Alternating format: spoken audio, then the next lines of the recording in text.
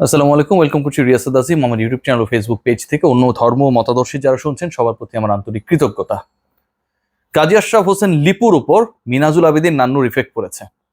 যে কোনো জিনিসের সাইড ইফেক্ট হয় এবং সেটা হতে একটু সময় লাগে, কিন্তু মিনাজুল আবেদীন নান্নু দায়িত্ব ছাড়ার পর এত দ্রুত বাংলাদেশ ক্রিকেট বোর্ডের একসময় জাদ্রেল পরিচালক, বাংলাদেশ ক্রিকেট বোর্ডের এই মুহূর্তে সবচেয়ে সম্মানিত মানুষদের একজন গাজী আশরাফ হোসেন লিপু, যিনি চিফ সিলেক্টরের দায়িত্বে রয়েছেন, তিনি একই পন্থায়, যেই পন্থায় যাবার কারণে সমালোচিত হয়েছিলেন মিনহাজুল আবেদীন নান্নু এবং তার প্যানেল, বিতর্কিত হয়েছিলেন, ঠিক একই পন্থায় তার প্যানেলও যাবে।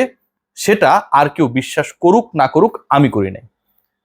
লিপু ভাইয়ের সিলেকশন নিয়ে কথা বলার মতো, বিতর্ক করার মতো যোগ্যতা আমার নেই, আমি শুরুতেই বলে নিচ্ছি। কিন্তু যে ঘটনাটা ঘটেছে, যেভাবে ঘটেছে, এই ব্যাপার নিয়ে অসন্তুষ্টি প্রকাশ করার আমার কাছে মনে হয় যে শুধু আমার না, বাংলাদেশের সবার একটা অধিকারের জায়গা রয়েছে। বাংলাদেশ দল 3 ম্যাচের টি-20 সিরিজের জন্য চট্টগ্রামে যে ম্যাচেসগুলো হলো, যে দলটা দিয়েছিল, সেখান থেকে পরের 2টা ম্যাচ, মানে ওই 3টা ম্যাচ তো বাংলাদেশ জিতে গেছে, শেষ ম্যাচে আসলে হারতে হারতে জিতেছে। ঢাকায় শুক্রবার এবং রোববার যে 2টা ম্যাচ হবে, সেখানকার জন্য যে ঘোষিত দল, সেখানটায় চট্টগ্রামের দলের 2জন ক্রিকেটার বাদ পড়েছেন না খেলেই, কোনো ম্যাচ তাদের খেলানো হয়নি। পারভেজ হোসেন ইমন এবং আফিফ হোসেন। এখন দেখেন, আফিফকে আমরা বিভিন্ন সময় দেখেছি, আফিফের জায়গাটা কোথায় এটাও একটা বড় প্রশ্ন হতে পারে। যদি মাহমুদুল্লাহ রিয়াদ ফেল করতো, জাকির আলী অনেক ফেল করতো, তাহিদ হৃদয় যদি ফেল করতো, দেন আফিফকে বাদ দেয়া হলো কেন না টেস্ট করি, এটা নিয়ে প্রশ্ন উঠতে পারতো। সো আফিফকে বাদ দেয়া নিয়ে বড় কোনো ধরনের প্রশ্ন তোলার সুযোগ নেই। কিন্তু পারভেজ হোসেন ইমনকে যে সময় বাদ দেয়া হলো, একজন ওপেনিং ব্যাটসম্যানকে, এবং ঠিক যে সময়ে পারভেজ হোসেন ইমনের জায়গাটায় যিনি খেলছেন, যিনি দীর্ঘদিন ধরে মোনালিসার, ওই লিওনার্দো দা ভিঞ্চির মোনালিসার রূপ আকার ধারণ করেছেন, এবং যেই ক্রিকেটার আউট হবার জন্য ব্যতিব্যস্ত হন, একই টাইপের জোর করে শট খেলে টানা 3 বলে, তৃতীয় বলে গিয়ে নিজের স্ট্যাম্প নিজেই ভাঙার চেষ্টা করেন, সেই লিটন কুমার দাসকে যখন আবারও সুযোগ দেওয়ার জন্য বাংলাদেশ টিম ম্যানেজমেন্ট উদ্যোগী হয়, দলে রাখে, কড়া ডিসিশন নিতে গিয়ে এই ধরনের আউট একটা ক্রাইম।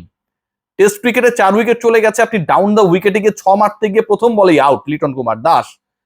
টি-20 ক্রিকেটে বাংলাদেশের এমন কোনো বিশাল লক্ষ্য নেই যেটা তারা করতে গিয়ে, প্রথমত বাংলাদেশ আগেই ব্যাট করেছে, যেহেতু আপনাকে অনেক হাহুতাশ করতে হয়েছে, আপনি একই টাইপের শট পরপর 2বার খেলে ফেল করেছেন, পরের বার ঠিক একই শট খেলতে গিয়ে আপনি আউট হয়ে গেলেন, এটাও একটা ক্রাইম। এই অপরাধ যারা করে এবং এই অপরাধকে যারা প্রশ্রয় দেয়, আমার কাছে দুজনকে, আমার কাছে মনে হয়, ব্যক্তিগত মত, কেউ আসলে কারো থেকে কম অপরাধী না। একবার খেয়াল করে দেখুন, লিটন কুমার দাস যে কাজটা করেছেন, তাকে দলে রাখা মানে তিনি এই কাজ করতে পারেন। এর আগে তো টেস্ট ক্রিকেটে তিনি এই কাজটা করেছিলেন, পৃথিবীর সবচেয়ে জঘন্যতম আউটগুলোর একটা তিনি হয়েছিলেন, তাকে প্রশ্রয় দেওয়া। You have the free licence to do anything whatever you want. এই ঘটনা যখন ঘটে এবং পারভেজ ইমনরা যখন নীরবে নিভৃতে দলে সুযোগ পান, মানে স্কোয়াডে, তারপরে বাদ পড়ে যান, তাদেরকে নিয়ে কেউ কথা বলা থাকে না, গাজী আশরাফ হোসেন লিপুর প্যানেল, বাংলাদেশের সবচেয়ে রেসপেক্টেড নির্বাচক মন্ডলী যখন এই কাজটা করেন, এর থেকে দুঃখজনক আর কিছু হতে পারে না। আপনারা যুক্তি দেখাবেন কি? যুক্তি দেখাবেন আসলে যে 15 মেম্বার স্কোয়াডের সবাইকে তো আমরা খেলাই না।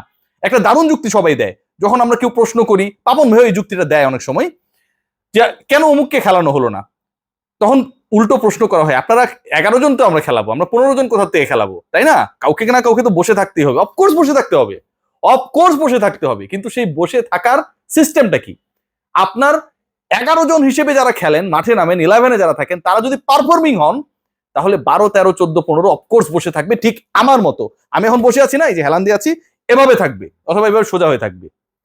কিন্তু আপনার ওই 11 জনে যদি নন পারফর্মার থাকেন, ইমন যেই পজিশনে খেলেন, সেই পজিশনে একজন যদি এমন পারফর্মার থাকেন যার 3 ম্যাচে স্ট্রাইক রেট যথাক্রমে 33, 92 এবং 80, যিনি তৃতীয় ম্যাচে দৃষ্টিকটুভাবে ক্রাইম করে আউট হয়ে গেছেন, তাকে আরো একটা সুযোগ দেওয়ার জন্য, বিশ্বকাপের দলে তার যেন কোনো কন্টেস্টেন্ট না থাকে সেটা এনশিওর করার জন্য যখন আমরা এই উদ্যোগটা নেই এবং একজন ক্রিকেটারকে না খেলিয়ে বাদ দিয়ে দেই, এর থেকে দুঃখজনক আর কিছুই হয় না।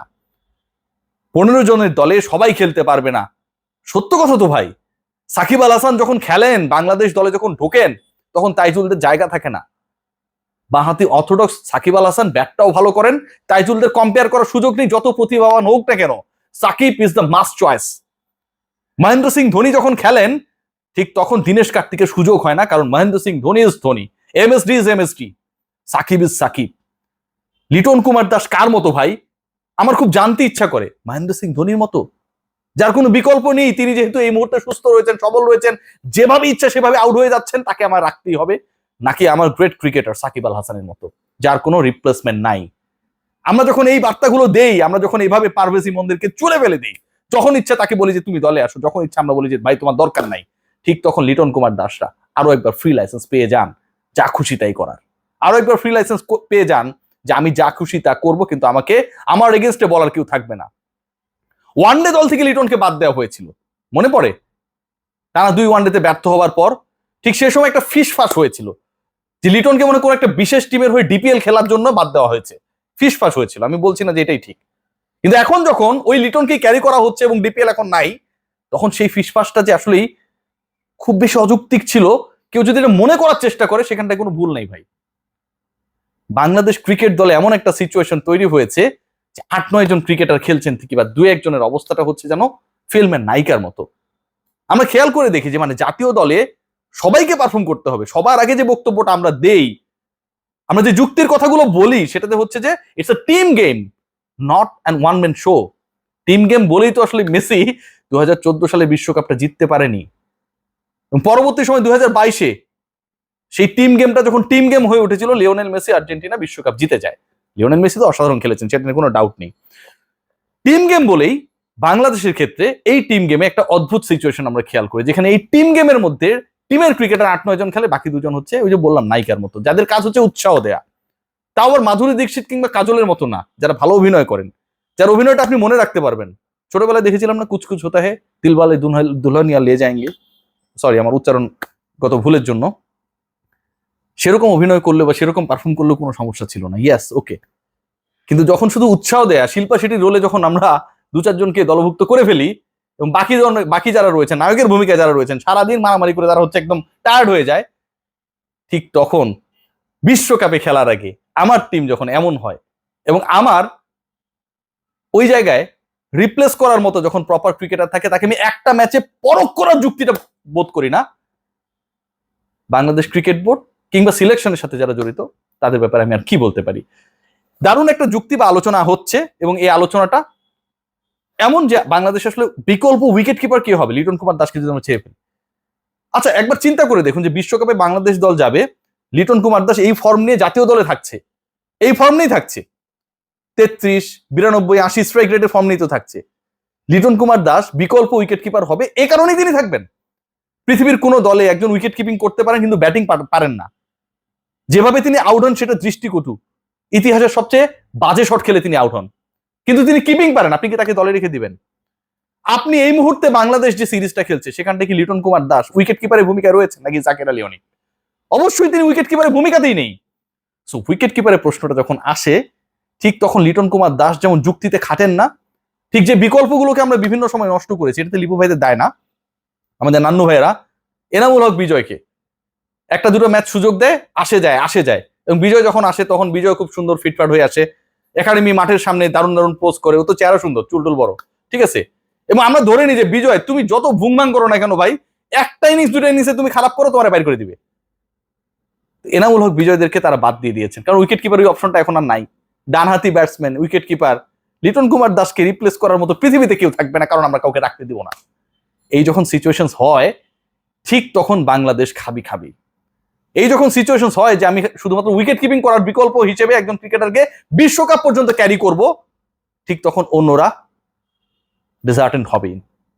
এবং তখন আমরা গাজী আশরাফ হোসেন লিপু, আমার শ্রদ্ধেয় বড় ভাই হান্নান সরকার, বাংলাদেশের পাইপলাইনের ক্রিকেটারদেরকে যিনি একদম তার মতো করে কেউ চেনে না, আব্দুর রাজাক, বাংলাদেশের লেজেন্ডারি লেফট আর্ম অর্থোডক্স, তারা যখন এই সিলেকশনগুলো করেন, এর থেকে দুঃখজনক আর কিছু হতে পারে না। আমার কথায় অনেকে ব্যথিত হয়েছেন, আমি এভাবেই বলবো যতদিন আমার সুযোগ থাকবে। সবাই ভালো থাকবেন। আমরা সত্যিকার পারফর্মার চাই, টিম গেম চাই, 11 জনে মাঠে খেলুক সেরকমটা চাই। কেউ উৎসাহ দেওয়ার জন্য শুধুমাত্র দলের সঙ্গী হবেন, যা খুশি তাই করার লাইসেন্স পেয়ে যাবেন, এটা কেমন কথা ভাই? এটা তো ন্যাশনাল টিম। এমনই, সবাই ভালো থাকবেন।